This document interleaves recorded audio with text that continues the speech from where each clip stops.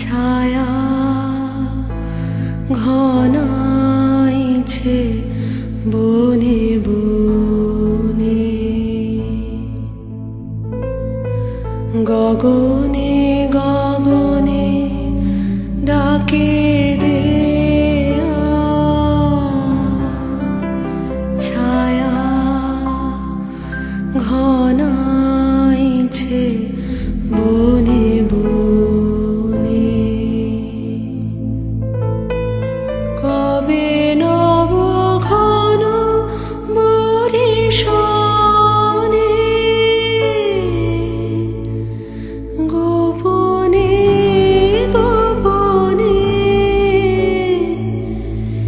এলি কে ছায়া ঘনাইছে বনে বনে।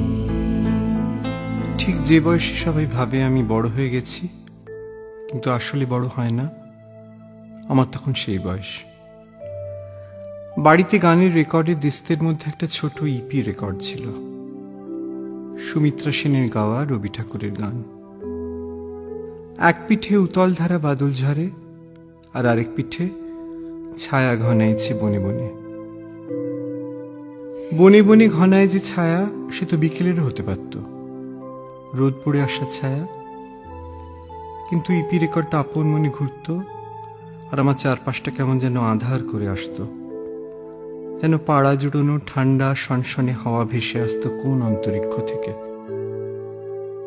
আকবরের সভায় শুনেছি তানসেন সুর বাঁধলে মেঘাড়ম্বরে বৃষ্টি নামত ভরা গ্রীষ্মে। সেই বয়সে এই গানটি ছিল আমার মনে মনে ইচ্ছে বৃষ্টির গান। দেয়া কথাটার মানে যে মেঘ, সেই প্রথম জানলাম। আর জানলাম যে কেবল রোদেই ছায়া পড়ে না, মেঘেও ছায়া পড়ে।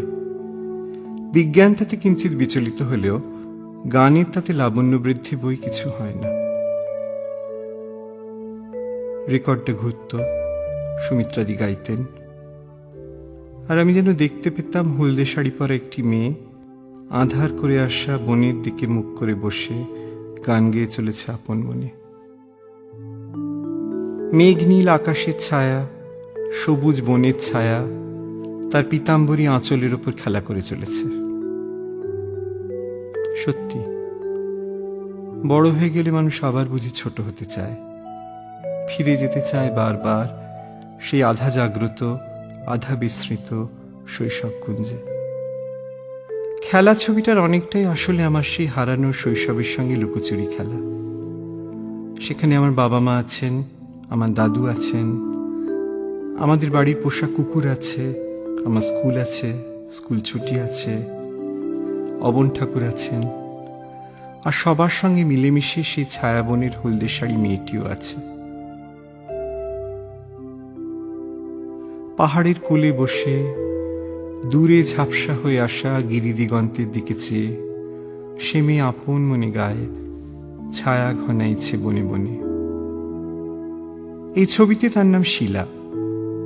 কত কষ্ট করে সন্দীপন আর আমি তার কাঁচা হলুদ রঙের শাড়িটি জোগাড় করলাম।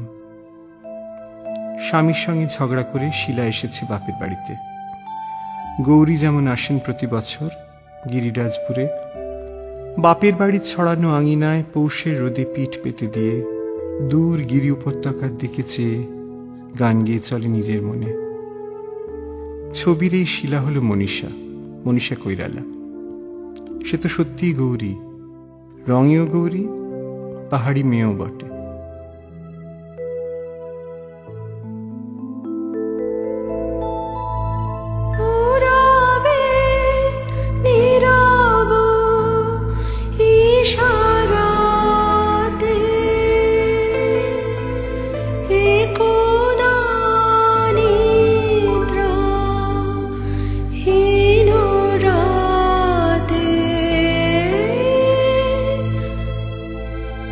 পুরা